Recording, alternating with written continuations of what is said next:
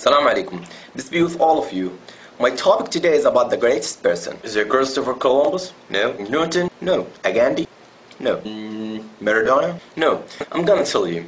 He is the Prophet Muhammad, peace be upon him. Why do you say Muhammad?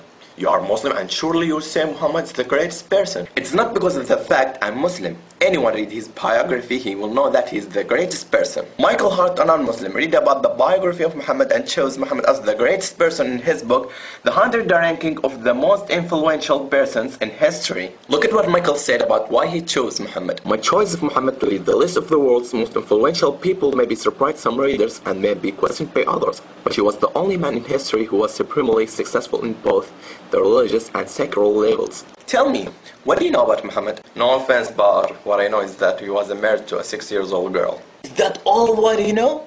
You know that the people who are trying to warp Islam are telling you that it was a flaw. Let me clear that up for you. Was it blemished that Muhammad had married Aisha who was 6 years old? The Prophet Muhammad married her when she was 6 years old, and he consummated his marriage when she was 9 years old. I will respond to you from a Christian perspective. Joseph, Virgin Mary's husband, was 90 years old, and Virgin Mary was 12 years old. From the scientific perspective, most girls start their sexual maturity from 8 to 9 years old. Girls who live in hot countries sexual maturity faster than the girls who live in the other places. From the Islamic perspective, Aisha was engaged to someone else before she was engaged to the Prophet Muhammad. That means she was able to marry at that time. If there was a wrong or a blemish, the unbeliever of Quraysh would have criticized Muhammad, because the unbeliever of Quraysh hated Muhammad. The most of you don't know truly about the Prophet Muhammad.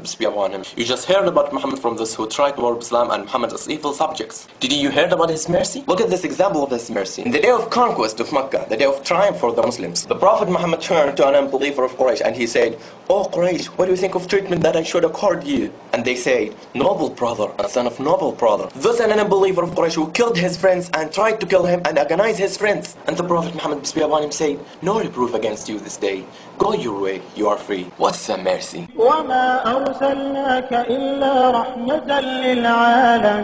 Do you know that the biblical prophecy about the Prophet Muhammad peace be upon him? I don't think so. Why not? We believe that the Gospel and Torah were the words of God, but they have been distorted. Look at what Allah said about this. الذين يتبعون الرسول النبي الأمي الذي يجدونه مكتوبا عندهم في التوراة والإنجيل. Allah told us here that the old books prophesied the Prophet Muhammad peace be upon him. Can you show me this prophecy? Okay, sure. In the book of Deuteronomy, chapter 18, verse 18, when God spoke to the Prophet Moses peace be upon him, "Will raise them up a prophet from among their brethren, like unto thee, and will put my words in his mouth, and he shall speak unto them all that I shall command him." To whom does this prophecy refer? Jesus. Jesus? Is Jesus like Moses? Prophet like Moses. According to you, Jesus is God, but Moses is not God. According to you, Jesus died for the sins of the world, but Moses did not die for that. According to you, Jesus went to the hell for 3 days, but Moses did not go there. So, Jesus is not like Moses. Now, we will see if Moses was like Muhammad or Jesus. Moses and Muhammad had a father and mother, but Jesus had only mother. Moses and Muhammad were born the normal natural course, but Jesus was created by a special miracle. Moses and Muhammad married and begotten children, but Jesus remained a bachelor all his life. So,